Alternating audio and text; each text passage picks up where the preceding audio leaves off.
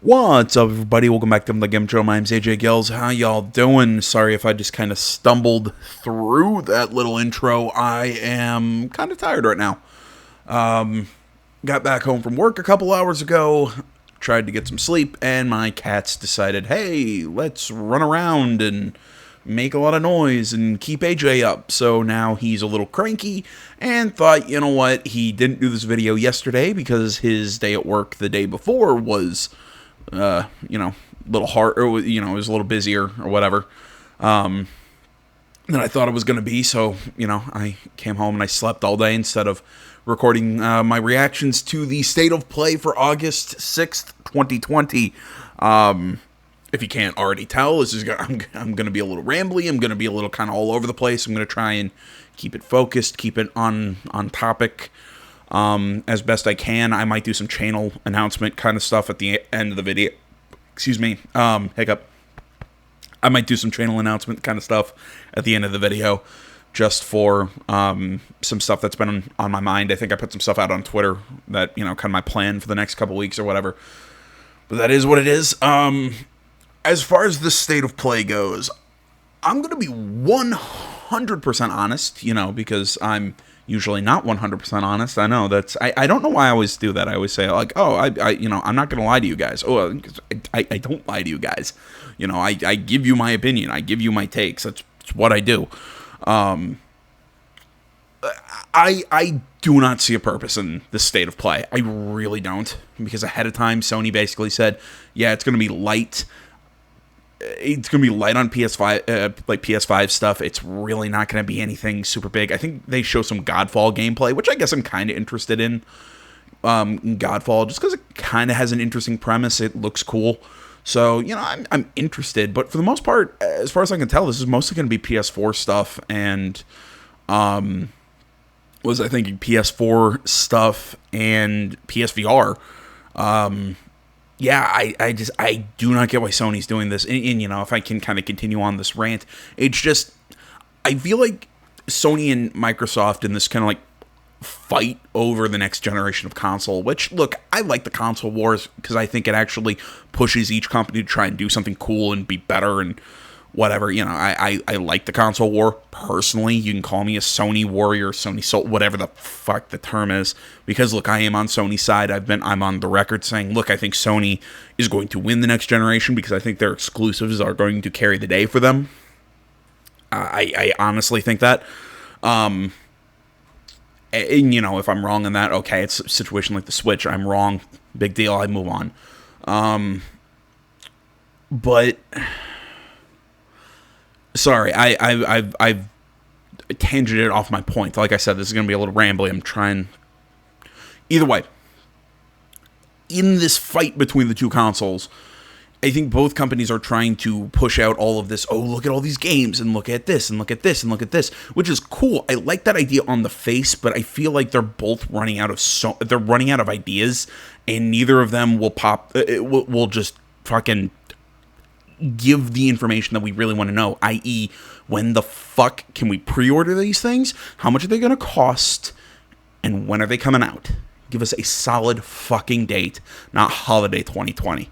Because I know PlayStation didn't announce this because this is from the fucking 6th. It's the 10th as I'm recording this. So I can tell you that this just they didn't make the official announcement of the date or price or anything, because I haven't seen anything about that. So again, it makes me ask, why the fuck are we doing this? What because it's probably going to be November for both consoles, probably end of the month, middle of the month. So we're probably about 3 months away, and you're doing a State of Play to show PS4 stuff. Really? Like I said, I think what I was trying to get at earlier was I'm on Sony's side here, but Jesus Christ, Sony, just fucking do it. This should have been a 5 to 10 minute conference of bring out Shuhei, bring out Sean Layden, bring out Cerny. And I know, shocker, AJ saying, holy God, let's bring out Cerny. Respect the hell out of the man. I always have to say this. I respect the hell out of the man, but he's a bit of a robot. But bring them out, talk price, release dates, pre-order dates, all that shit. Talk about the stuff that I think people are just really need to know, instead of, hey, here's like 20 tiny, basically indie games. Here's a bunch of cute little platformers that are gonna come onto the platform. It's a big reason why I haven't done the weekly show in a while. It's just because I've not been caught up or interested really in the news lately. It's a whole thing. Sorry, I've gone on for about 4 minutes on this shit, and it just kind of all leads to my initial thoughts of this. I just do not think that this state of play was necessary. I don't know. Let's see if they prove me wrong. All right, maybe I'll try this again, but without the thing muted.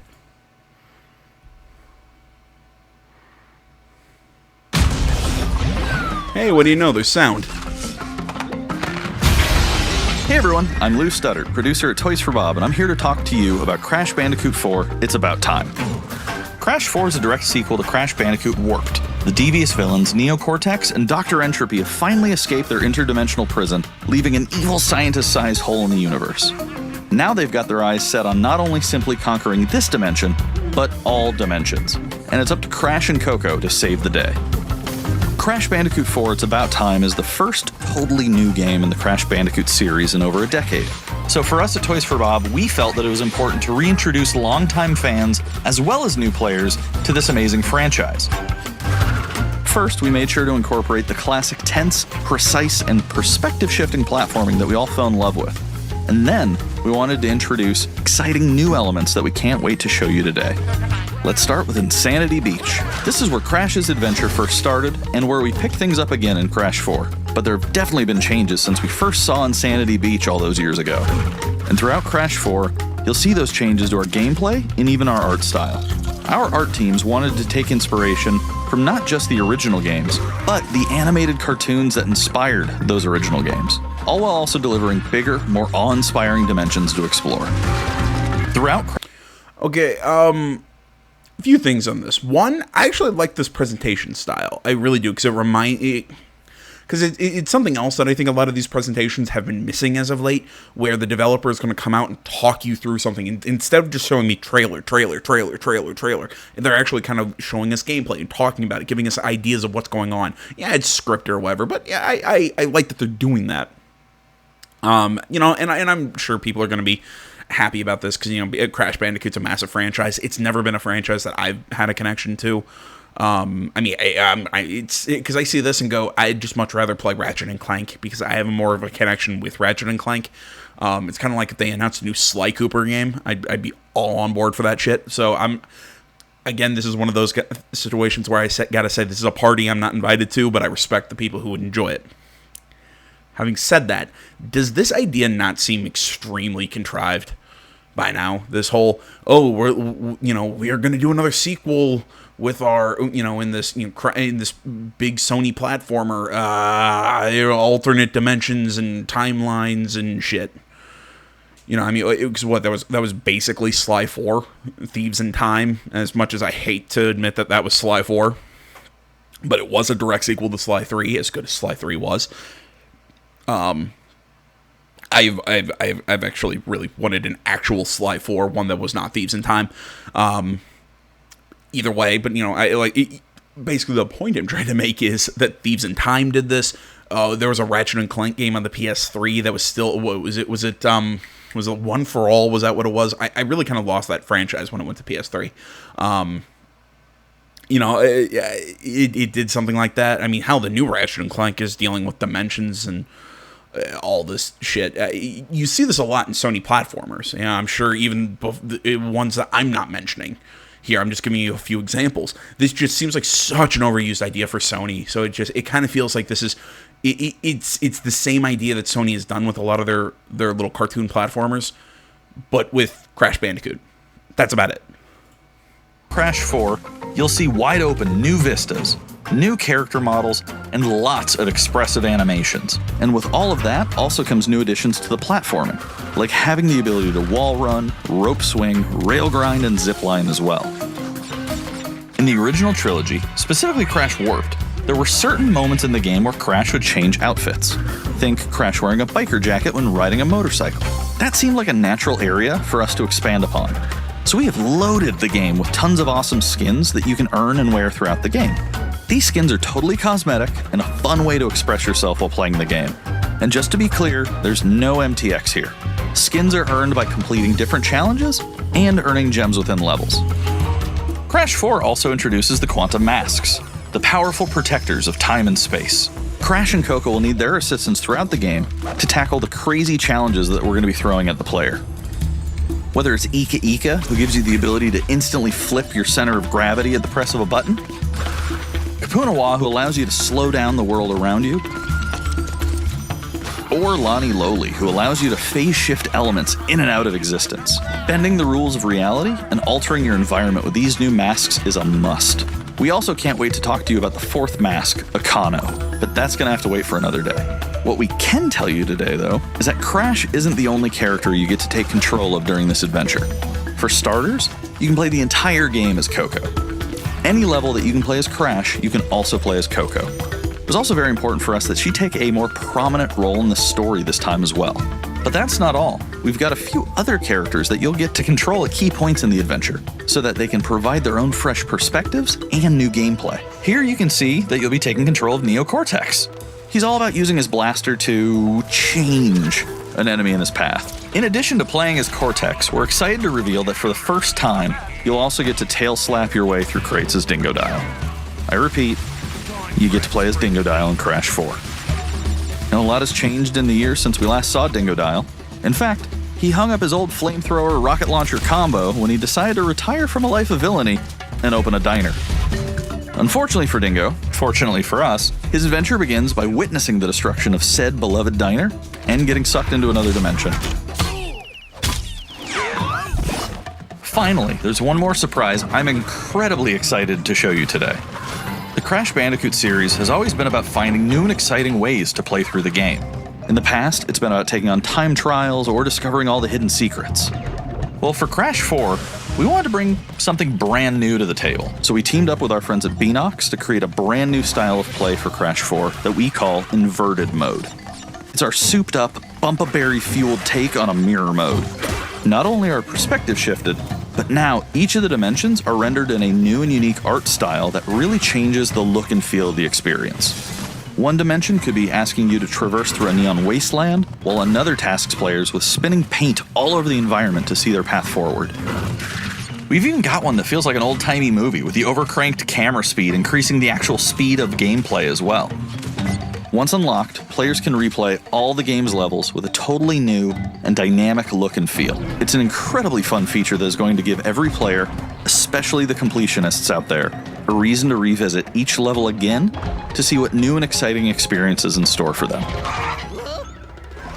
I mean, I like the idea of the challenge levels and everything. Am I the only one who's getting like a weird Jack and Daxter vibe, like the precursor Legacy, like the first one? I don't know why. I'm just looking at this going, I'm just getting this weird Jack feeling. So that's some of the new stuff that we have in store for you in Crash Bandicoot 4, It's About Time. Experience the space and time-bending madness on October 2nd.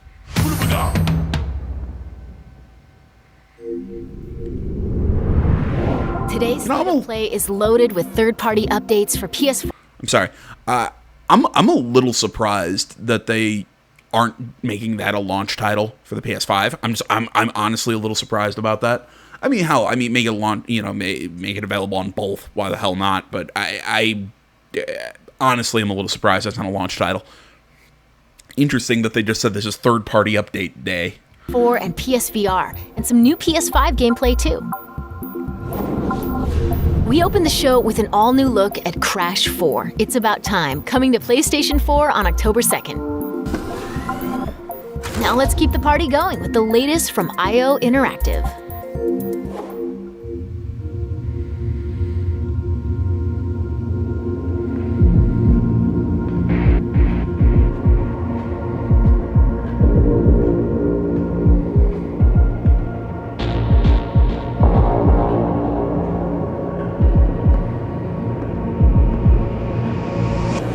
Besides, this is your big day. You should mingle, have fun. Oh, don't worry about that. My art speaks for itself. Yeah, I suck enough at Hitman normally. Now I want janky VR controls where I'm going to pick up a martini and accidentally throw it at people. That's going to be great. So, well, I have to go. I'll call you when I get back to New York.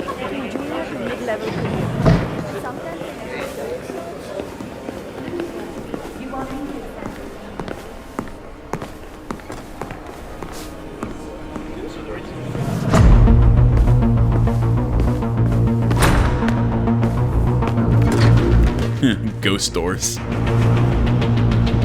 I get it, it's a gameplay thing, but still, just the fact that that door closes on its own is always funny to me.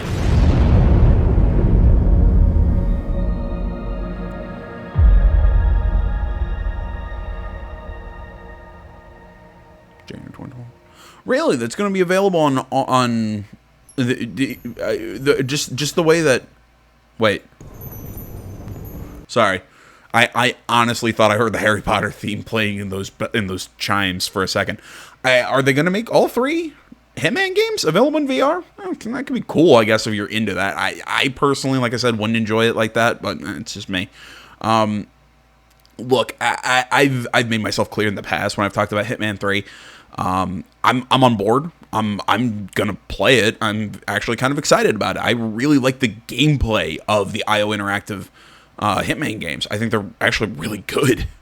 My issue with them is the fact that their story, in my opinion, is it's hard to follow, and it's weird that they have those beautiful cutscenes in the first one, and then the second one they have some cutscenes, some shots that are almost like a weird comic book. Just the way they told the story. One in the first one being episodic, I thought was a bad choice. I mean, like, I get it, you wouldn't kind of drop the levels piecemeal, but the problem with that was the story bits were so short, and like I said, we would get them months apart. It was kind of hard to follow something as complex as a Hitman story. And then in 2, I couldn't remember what happened in 1, and then I was still confused. Yeah, as great as the level crafting and the gameplay and the replayability, because I really love all those elements of the IO Interactive Hitman games. And again, that's why I'm looking forward to 3. It's just, goddamn, I wish they could nail that story, or at least give me like a recap before we actually fucking play it.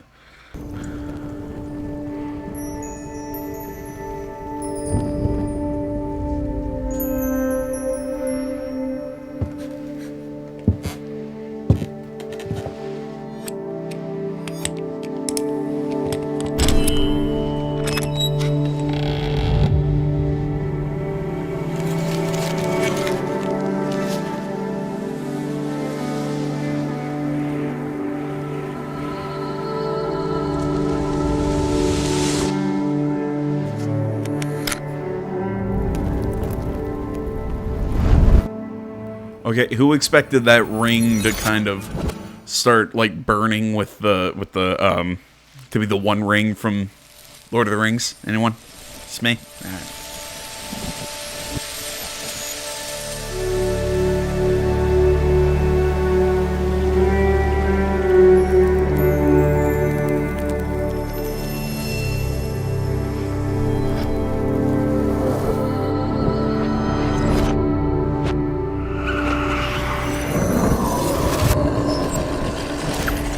Why does this look familiar? Oh, it's Braid. Oh, that makes so much more sense. I was about to say, I'm like, this looks really familiar. I did not play Braid. I'm gonna be entirely honest. Happy to announce Braid Anniversary Edition.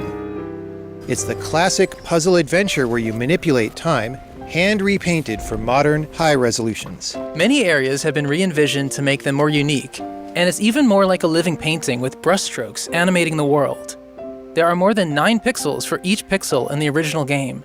There are new animations for smoother motion, improved sound and music to enhance the mood, and many hours of developer commentary and interviews on subjects like puzzle design, programming, and visual art. We plan to make it the most detailed commentary in any game ever. So if you want to learn how video games are made, Braid Anniversary Edition will be a really good resource. We hope you'll enjoy the game when it comes out early next year.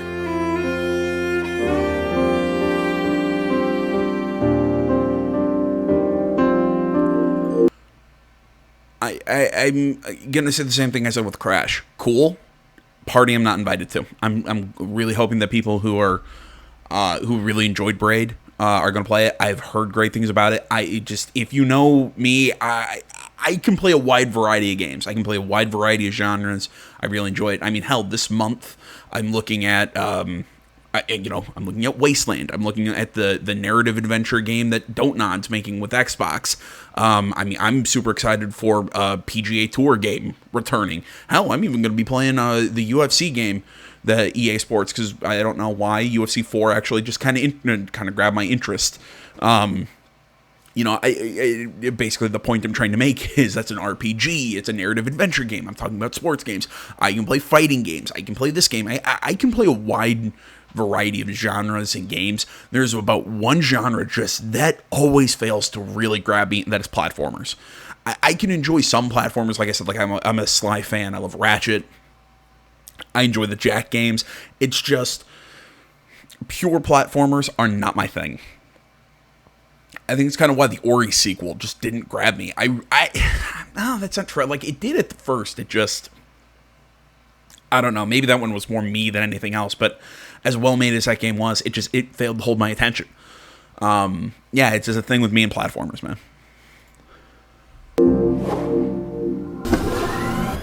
The Pathless is a mythic adventure set on a mystical island.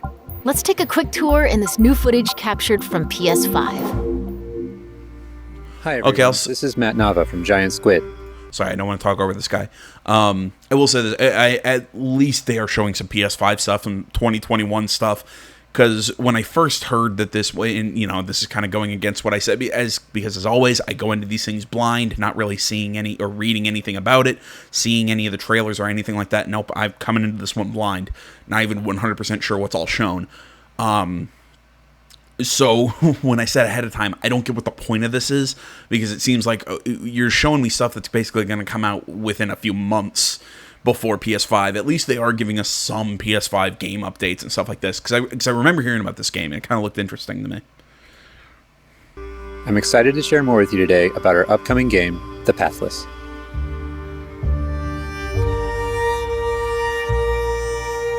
The Pathless is an open-world, mythic adventure game set in a vast forest. You play as the Hunter. The Hunter is a master of archery. She can shoot talismans to fill her dash meter, which allows her to bound across the landscape. Fluid, dynamic movement is at the core of the Pathless. So the game's unique take on archery is all about timing, not aiming down sights. This design is critical to making it possible to shoot even while moving fast and performing acrobatic maneuvers. You instantly feel as skilled as the hunter herself. Cool.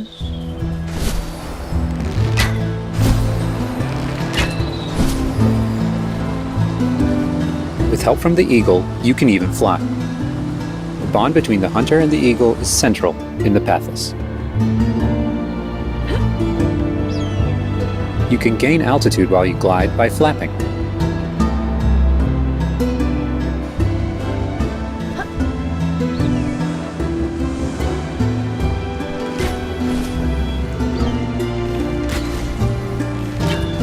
Make sure you pet the eagle to keep it clean and in good flying condition.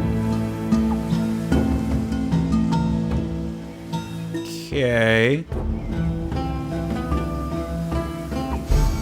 It's cute and all, but what is the point of this game? All over the island, if you know where to look.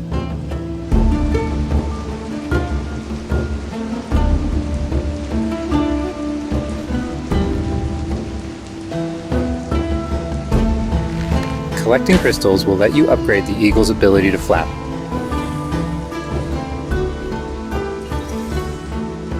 You will also discover larger puzzles to solve in ancient structures.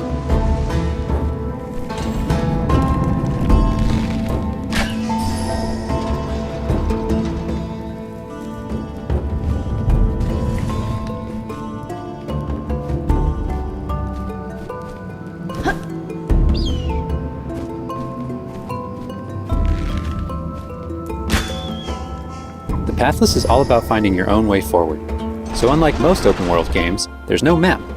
Instead, the hunter can use her mask to peer into the spirit world and discover distant landmarks. It even shows you where you've been. Getting to higher vantage points will let you see further with spirit vision. Okay.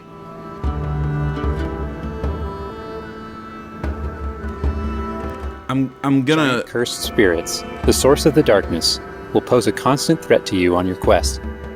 They will try to separate you from the eagle.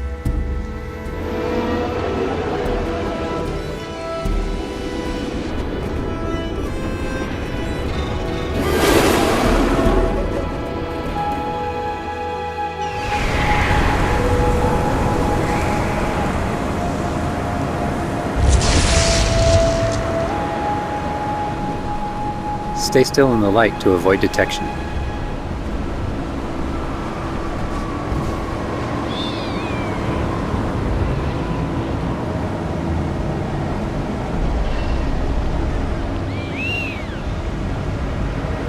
I guess I'm not seeing what the You won't be able to purpose take on of the this cursed game spirits is. until you've returned light to the obelisks.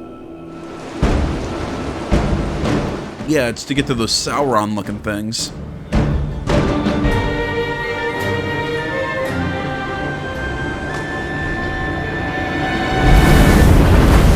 When the obelisks are restored, the cursed spirits will be vulnerable. Chase them down through the forest to corner them in a dramatic final battle.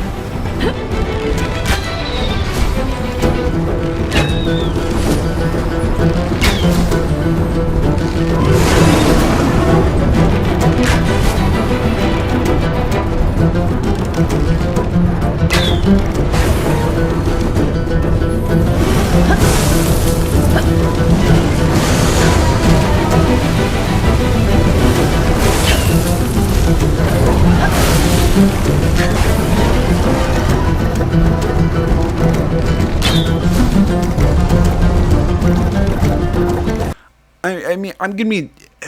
I almost said I'm gonna be entirely honest. Son of a bitch. I even made fun of myself about that earlier on in the video. I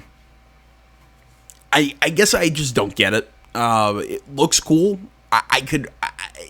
If you had a little bit more of a solid structure / premise, maybe I'd be a lot more interested. It just seems like it's going for that whole, oh, we'll explore, and that's the point of the game, and ambient storytelling. Basically, you're trying to be a hipster, and all this. It just, to me, it feels like it's trying too hard to be artsy. Because I think it's got a lot of really cool ideas. It's got a really lot. I like the art style. I really like the concept of the archery system, how moving across the world is. But it's screaming art house hipster bullcrap. In a weird way, it reminds me a lot of Thea. If anybody remembers, what was that? Was that a Swedish game from a developer that partnered with EA when they were doing a lot of those weird kind of like indie titles. Yeah, it just, something about it, man, just really, it drew me in, but it just did not hold my attention.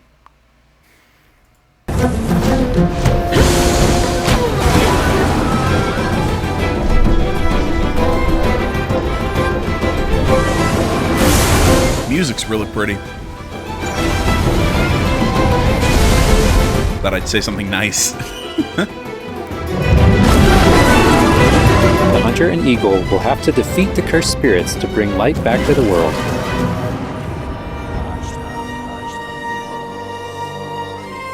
I hope you've enjoyed this overview of The Pathless.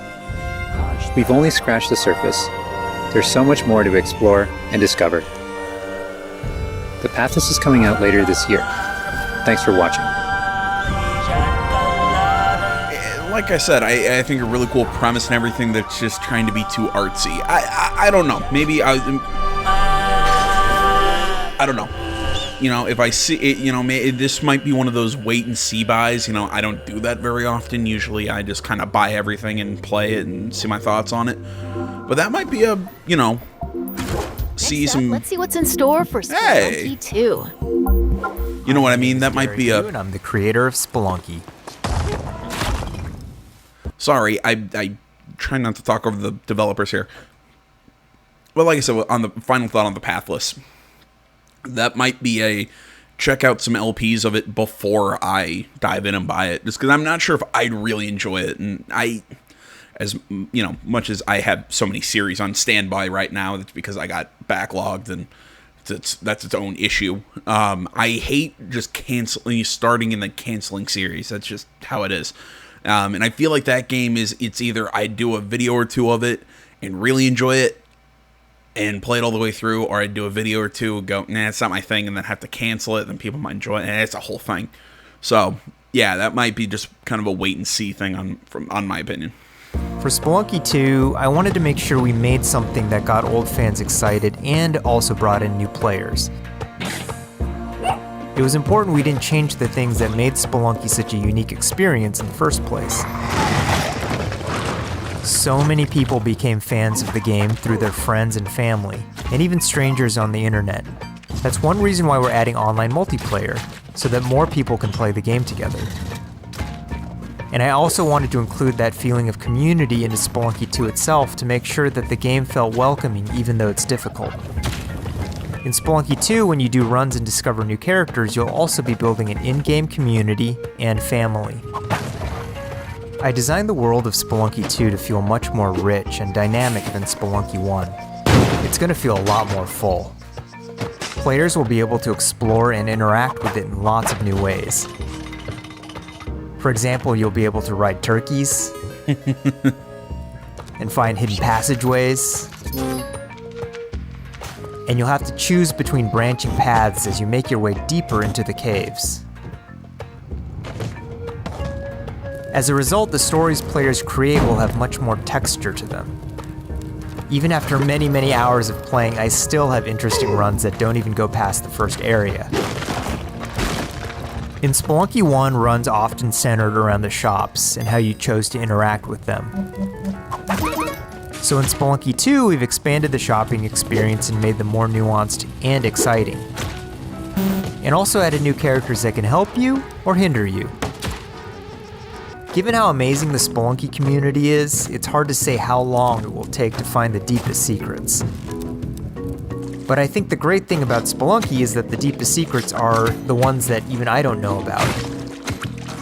And there are lots of new things to play with that I hope players can use to push past the boundaries of what we, as the developers, know about the game. I have two types of favorite stories from Spelunky fans. First are when people are genuinely surprised by something that happened in the game. And second, the ones where people shared a fun experience with friends and family in multiplayer. These are the stories I wanted to expand upon in Spelunky 2. They're really what guided my design choices. After releasing Spelunky, I knew there was a lot more that could be done with the concept and the world. Knowing that possibility was out there is what's been exciting for me and the rest of the team. In a lot of ways, when Spelunky 2 comes out, I want players to experience what we experienced making it. That feeling that there's something special there waiting for you to discover it.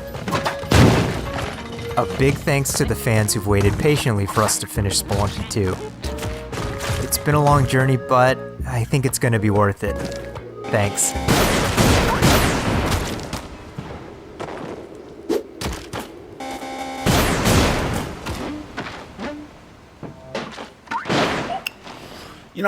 Just not my kind of game. I know so many people really like the first Spelunky, just not my kind of thing.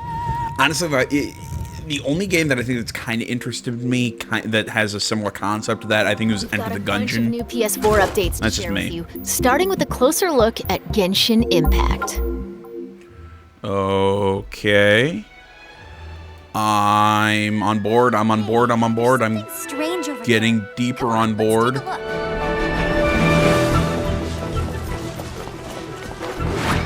I'm seeing anime girls, JRPG, action-adventure thing. Oh, wait a minute. Yeah, I think I've seen gameplay of this.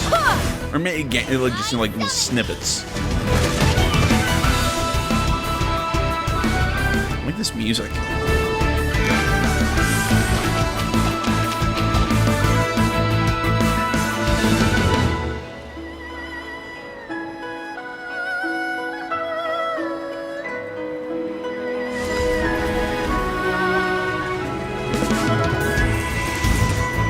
deal in death. If you cannot bring yourself to kill, speak my name.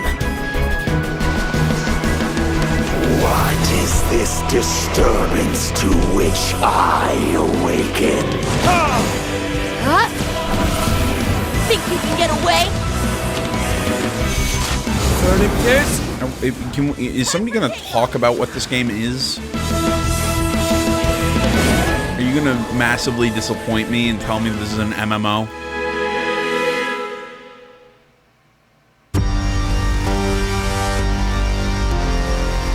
Sentient filth. I claim your mind for the Void Armada. Gods have squealed for my mercy. Who are you to stand in the way of my vengeance?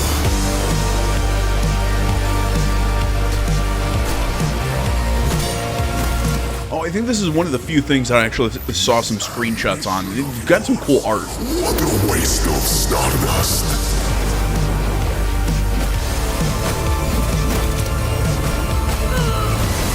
Go all out or go home, Emperor!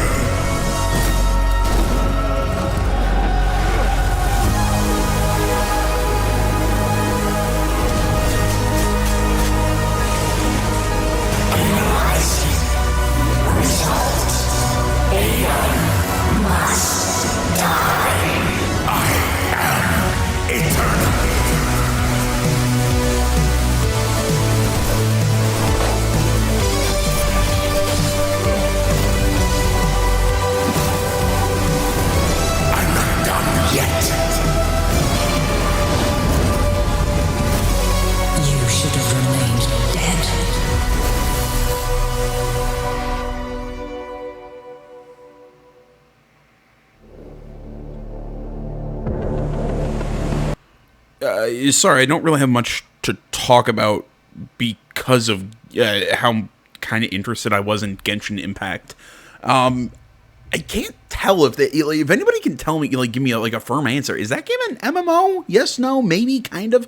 Because I saw it's a free-to-play game, but it's also it's a free-to-play game. There's unlockable characters, and there's 30 unlockable characters or everything, but it's co-op or multiplayer. But what is it exactly? If anybody can tell me, because I want to know, would I enjoy it? Because if it's kind of like an MMO, no, hard pass. If it's that shared world shit, hard pass. But if it's just you can play it in multiplayer, but it's a mostly single player game, I'd give it a shot.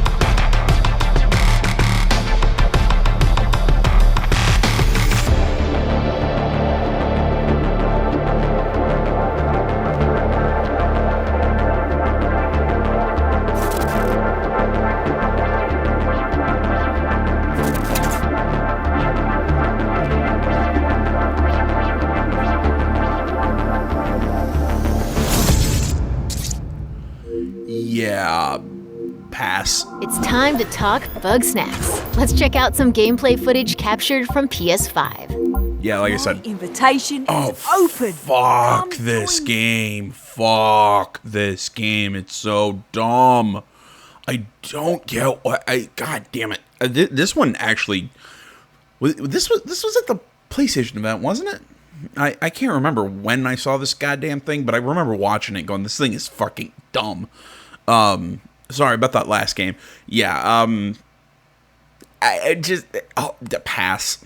It looked like, ooh, I keep using the term pseudo artsy platformer 2D. Just to me, it checks zero of the boxes that just would catch my eye. Me on the island? Oh, it's Bugsnax. Wow, that's your new lead? Another monster hunt? Elizabeth Megafig is a 2-bit con artist! Don't tell me you actually believe this half-baked nonsense!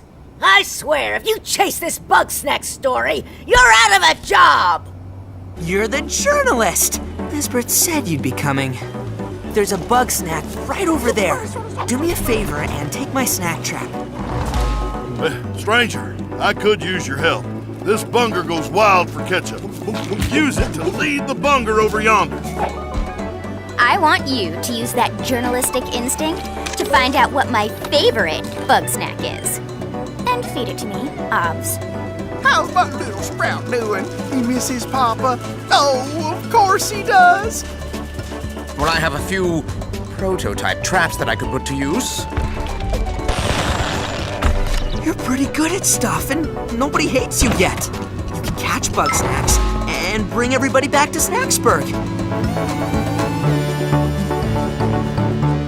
Well, say you do find these Bugsnax and make it back alive. You just might keep your job. Now get going and try not to fall off a cliff.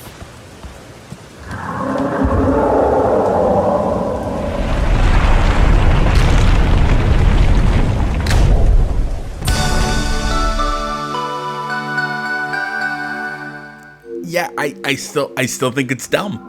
There's a lot more in store. Hard pass. An update on an eagerly awaited PlayStation VR game.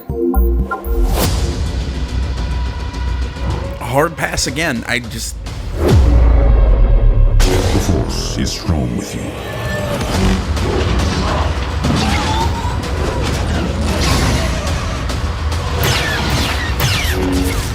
You must stop Vida. I don't understand why you never mentioned that you had the Force. Oh my God, was that the was that the robot that hung out with Lando in Solo? Oh, please tell me it wasn't. Oh, gross.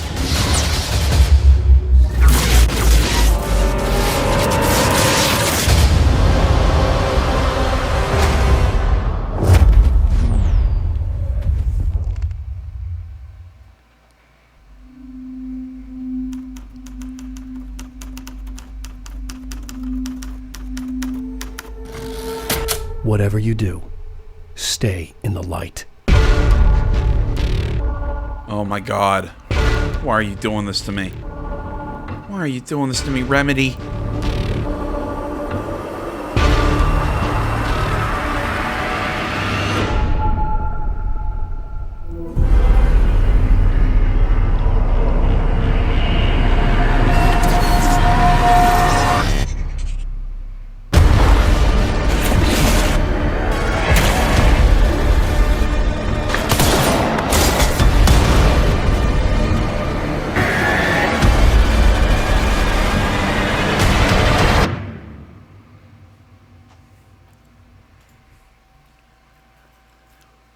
Okay.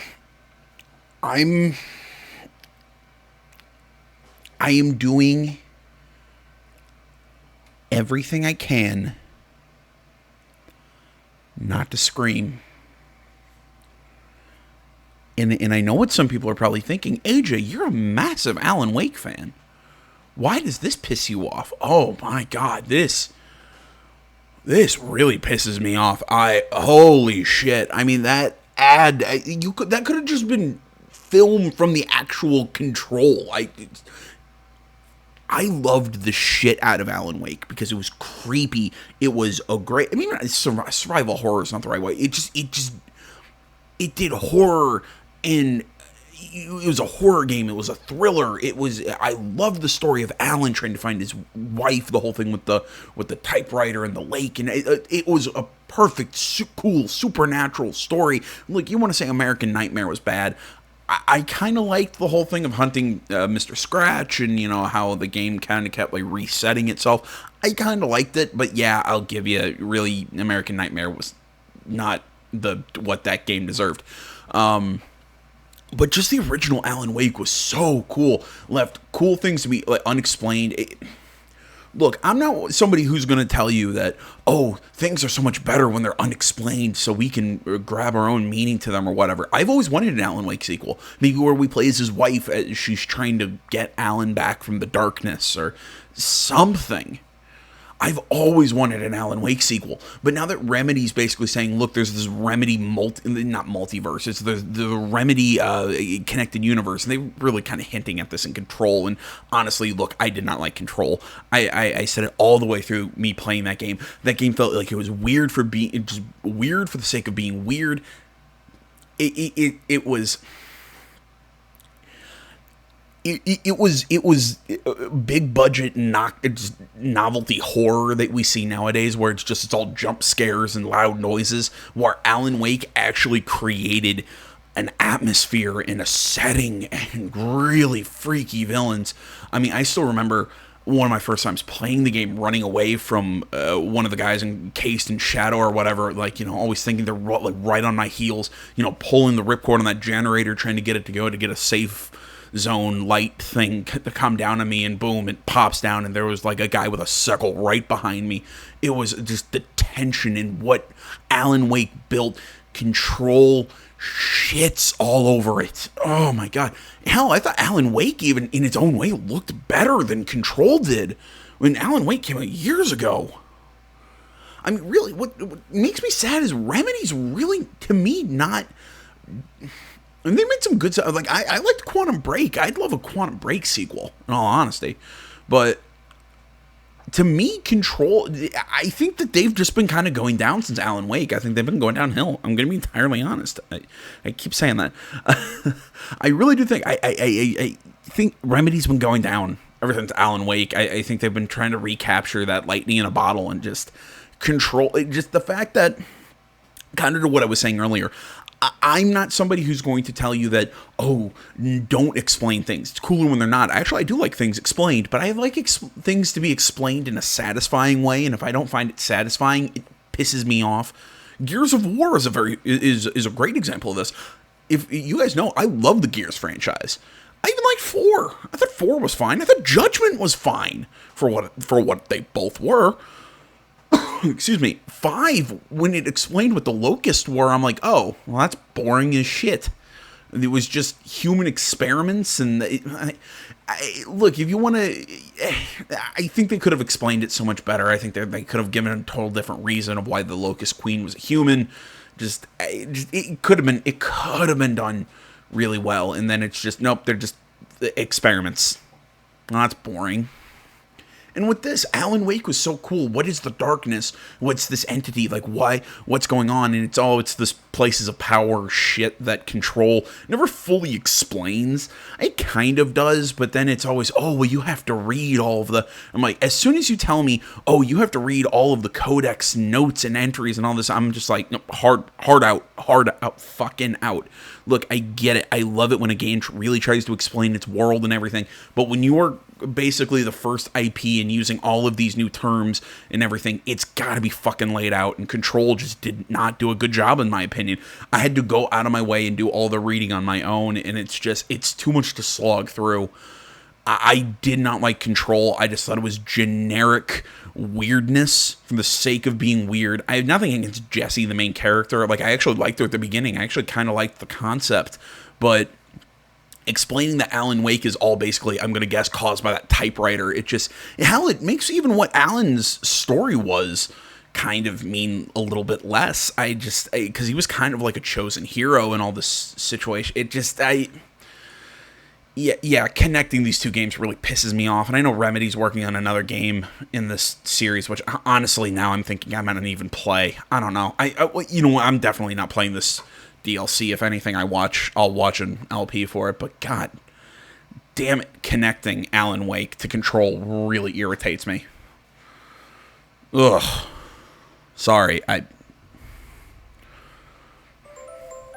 wasn't in a great mood Because if you can't tell, I'm getting really tired, but Jesus Christ.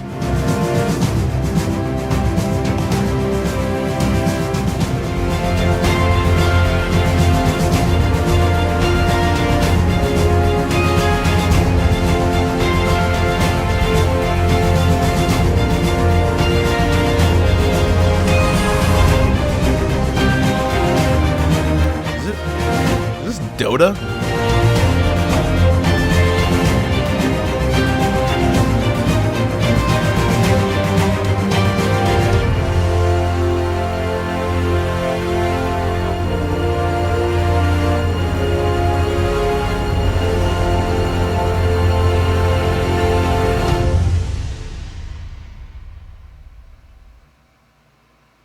Auto chess. Okay, I'm sorry. No, I saw Dwarf Sniper and my brain went to Dota. Sorry. Stanley Parable 2.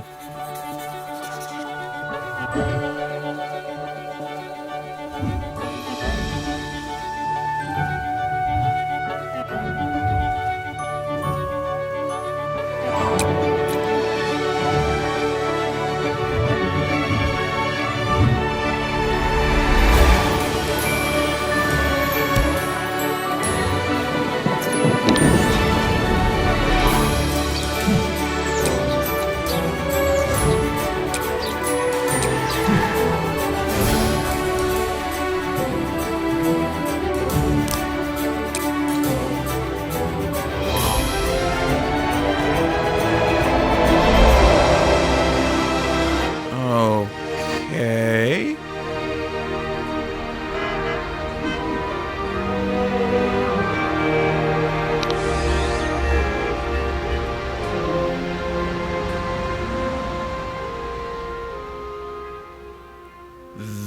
This one might have been my...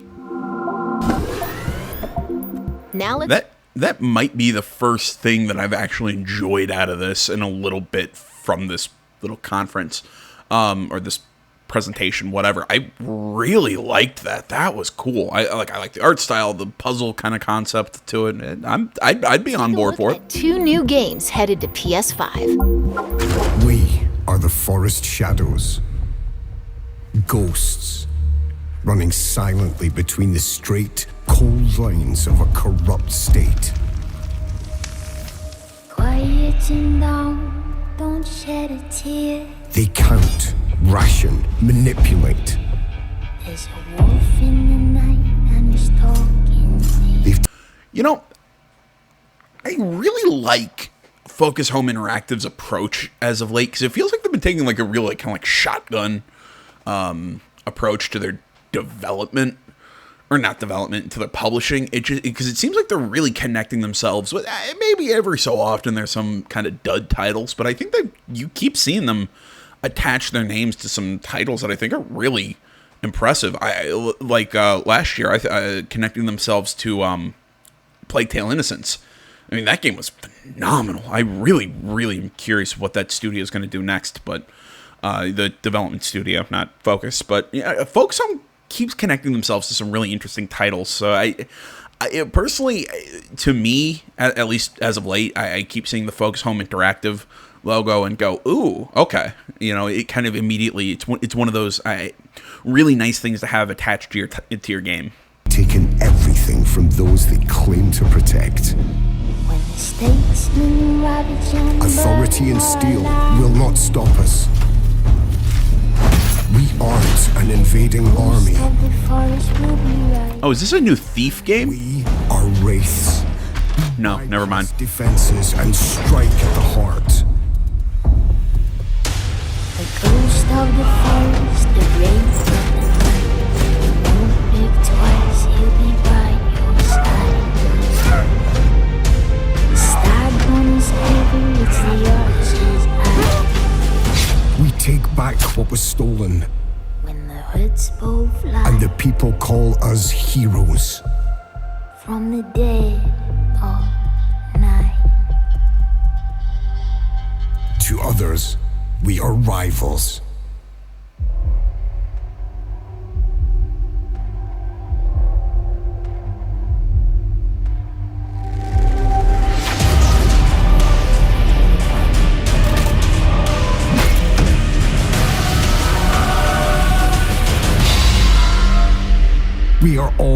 outlaws.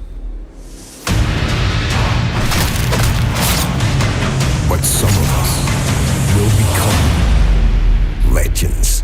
When hoods all fly Okay, my guess. from the dead.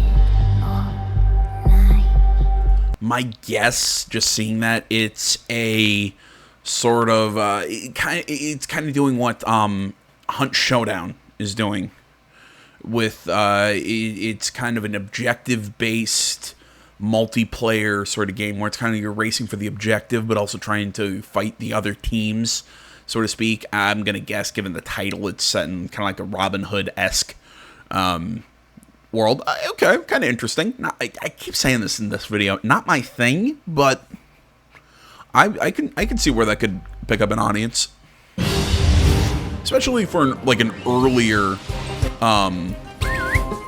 early title in the platform. Oh yeah, the Pokemon knockoff. Oh, I'm sorry, Temtem. That's mean. This music even sounds like Pokemon music. Anyone? Just me?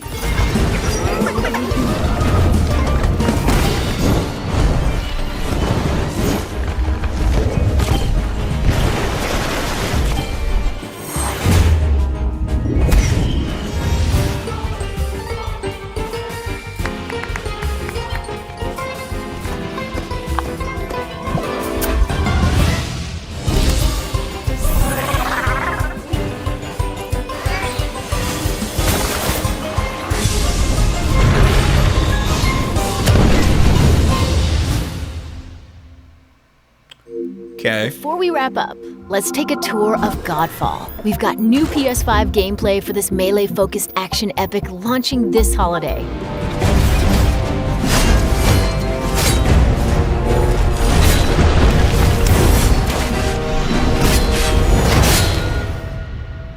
You know, I do not know why I'm so interested in Godfall. Like, I'm not, like, interested in Godfall like I am, say, like, Cyberpunk. Like, ooh, I need to know more. I just want to see more gameplay and listen to people talk about it. But Godfall, it's just, it's piqued a weird curiosity of mine. Like, I'm kind of, I don't know the right way to put it, but it's just the more and more I think about it, I'm like, you know what? I'm kind of excited for it. Hello, my name is Keith Lee, and I am the game director for Godfall. On behalf of Counterplay Games, we are very excited to share gameplay with you today and to offer you a glimpse into the mystical world of Godfall. Today, you'll be seeing extensive gameplay captured on a PlayStation 5 development kit. Please keep in mind that the game is still a work in progress, and some things may change from the final product as we continue to learn and harness the power of Sony's next-generation console. Please enjoy. So let's jump right into what Godfall is. Godfall is a looter slasher that features intense action, satisfying moment-to-moment combat, and robust loot progression systems. You can enjoy the game at your own pace, playing alone, or through online co-op with up to 2 additional teammates. Godfall is set in a brand new high fantasy universe filled with heroic knights, arcane magic, and forbidden realms. The world is split up into the elemental realms of earth, water, air, and fire. Godfall So it's Airbender. All loot and gear in the game are acquired or unlocked through gameplay. There are no microtransactions, no waiting for content. It's all in the game on day one. You know, I still find it really funny that this is still a selling point, that this is a thing that developers are coming out saying, no microtransactions. Or like I constantly see articles, hey, this game won't have microtransactions. And my whole thing is, cool. I kind of don't care. It's so weird to start hearing just how much the zeitgeist has, zeitgeist? Am I using that word correctly? Either way. Just how much public opinion on that has just affected the industry. It's kind of funny. As you adventure, you'll get to tear through enemies to challenge a mad god who awaits you at the top. You play a Valorian knight, a godlike warrior able to equip valor plates, legendary armor sets that transform you into an unstoppable master of melee combat. Throughout your journey, you'll find ancient valor plates lost in time, each with their own characteristics and long history. Now let's talk about gameplay in Godfall. First, our team wanted to do something different. We wanted to combine action RPG loot progression with third-person melee combat to create what we think is a looter slasher. Our game is therefore one part. So basically you want to try and have RPG elements with a Borderlands-style loot system with basically a hack and slash sort of action-adventure style combat. Am I correct? Yet for some reason, the vibe I'm getting is very much Destiny with swords. Part gear-driven and one part player skill-driven. In other words, not only do we want you to find exquisite weapons with powerful loot traits, but we also want you to have that feeling of accomplishment for mastering the wide set of combat mechanics available to you in Godfall. From a combat philosophy perspective, the melee combat in Godfall is intended to be fluid, dynamic, and interactive, embracing offense over defense. More often than not, you'll be facing multiple enemies at the same time. As a result, you should always be moving and closing the gap on enemies. Also, you dominate the combat space, not the enemies, and the game rewards you for being aggressive. Now that you're familiar with the combat philosophy, let's dig into the weapons themselves. In Godfall, there are 5 weapon classes: the longsword, the dual blades, the polearm, the two-handed warhammer, and the two-handed greatsword. Each weapon class has their own unique movesets and playstyles ranging from fast combos to more strategic, deliberate play. As you defeat enemies in your adventures, you will acquire numerous weapons. For each weapon category, I'm looking at that shield they're holding up. Now kind of looking at the camera placement, the more I look at it, I kind of said hack and slash action adventure style gameplay. Honestly, I feel like they are taking a massive note from God of War, the recent one. Anyone else kind of see it? Weapon with their own primary and secondary traits.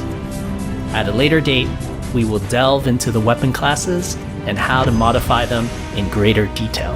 For now, we'll go over the dual blades and the longsword weapon classes. The dual blades are the fastest weapon class in Godfall. Probably what I'd play. Speed, fluidity, and mobility.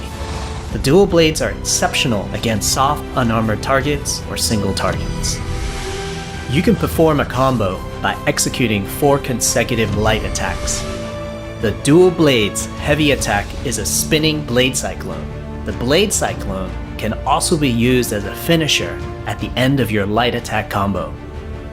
So what are the signature moves for the dual blades? As you build up charge, you can also activate Inner Focus, which is unique to the dual blades, which inflicts massive damage in a short period of time. There's also Mortal Coil, where you can throw your blade into an enemy, pulling the enemy towards you, like pulling a cable. You know, I just said how this game kind of reminds me of God of War. In another, this might be a bit of a deep cut. Does this game give anyone being human, or not being human, Too Human flashbacks? Wait, was it Too Human? What was that game where you played Baldur in that like weird sci-fi version of Norse mythology? Anybody remember that game? You know, that one that, they can't make new copies of and sell like new copies of because of lawsuits, because, they, what was it? Didn't the development company, God damn it, what was it? Didn't the development company, or the development studio, fuck me, what did they do? Right, they didn't have the license to use the Unreal Engine, and Epic sued the shit out of them. That game's like super rare now because of that. Now let's switch to the longsword weapon class. Longswords are balanced weapons, embodying crisp damage and simple cooldowns without needing a lot of elaborate combo setups. Similar to dual blades, Longswords have their own 4-hit light attack combo. Then there's the heavy attack finisher, which can be used at the end of your light attack combo. There are 3 signature moves for the longsword class. There's Spectral Flurry, which cannot be interrupted and deals high damage to multiple nearby targets. Then there's Spiral Technique, which eviscerates all enemies in a straight fixed path. Notice there's a white flash after a longsword swing called a timing attack. If you press the shield button exactly at the same time, you'll perform a devastating shield uppercut with your longsword. The shield is a core part of Godfall. It's available to you throughout the entire game. You can always block incoming attacks with your shield. If you press the shield button at the right time, you can also parry an attack. You can perform a light attack after a last-second shield block to counterattack with a powerful shield strike. The shield is great not just for defense, but also offense. You can aim and throw your shield, which will hit multiple nearby targets. If you tap the shield button just as you catch your shield, you can perform a powerful wave attack. You can double tap the shield button to petrify enemies. And of course, you can perform an R3 ground finisher on enemies that were knocked down to the ground.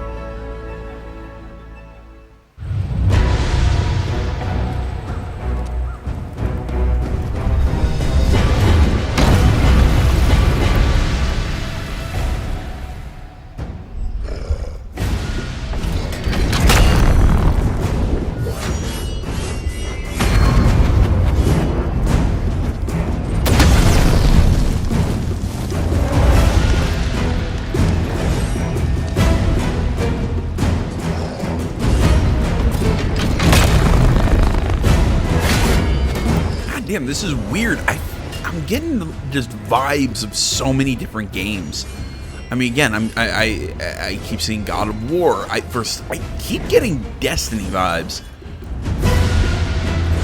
Now I'm kind of getting like weird Dark Souls feel. Yeah, like I mentioned, the Too Human feeling I was getting. It's really odd. I mean, I kind of want to see more of the RPG elements and how the loot system and the gear system works. I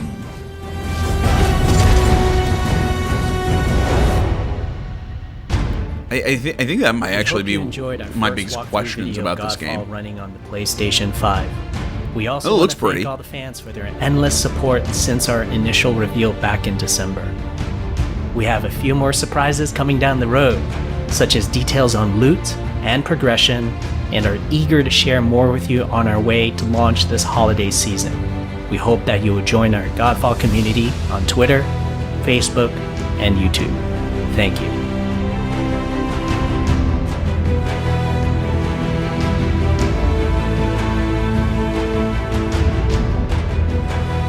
We're just gonna sit here and look at this screen. No, I'm definitely interested in the game. We hope you enjoyed this peek into the future of PlayStation. See you next time. All right. Yeah, I'm not surprised that this state of play was what it was, and if I'm gonna be entirely honest, I thought it was kind of uninteresting for the most part. It's like I said, I said at the start, I think we're kind of scraping the bottom of the barrel for stuff to show, when really the only thing that I think that people really kind of give a crap about right now is when the hell can we, like I said, pre-order and get our hands on the PlayStation 5 / the Xbox Series X. I think that's really what a lot of people care about right now, and I think that's the big thing. So I just think this is, I don't want to say waste of time, because there was some interesting stuff shown, and I didn't hate it. It's just kind of meh. I've kind of got, you know what, it's just like I'm spending all these times watching all these games that I really don't have a super big interest in, because really it's either that stuff, the stuff I'm really interested in right now, I either want to see nothing about and just kind of keep it out of my mind until it comes out and I can finally get my hands on it, kind of like Watch Dogs Legion. I'm really interested in that game. I'm really kind of excited for it, and I really want to get my hands on it, but I'm kind of trying not to like get too overhyped on it. Or like Cyberpunk, which I'm really excited for, and I really just want to see more and more of that game. until I can play it. But either way, I have to wait. So it feels like that's the stuff I want to see more of, not all these tiny projects or whatever. Nothing against those tiny projects or whatever. I know tons of work and everything went into it. It's just a lot of this was, to me, just kind of, it felt like filler for the most part. Like this was like this felt like 80% at least filler to me. But yeah, again, that's just me. I said at the beginning that I wanted to do just a few channel announcements. I put this out on Twitter. I am planning on bringing the weekly show back next Sunday. I'm trying to think. Yes, this upcoming Sunday. There we go. I'm planning on bringing back the weekly show, provided we have news to talk about. If it's not this Sunday, it'll be whenever I actually have good news and fun stuff to talk about. That's just been my thing lately. It's been just the same old console war stuff over and over again. It's just been minor updates on projects that we already know. It's just, I haven't really seen a lot of big news that's really kind of drawn me in. So that's just kind of why I haven't brought the show back, even though I've kind of started getting out of my funk, which is why I took the time off of the show. It's a whole fucking thing. But for now, the show is planned to come back this Sunday. And if it isn't, like I said, it'll come back when I actually have some news and everything to start talking about again. Other than that, I feel like there was one other thing. Oh, that's right. Actually, I totally forgot about this until I started setting up for this video.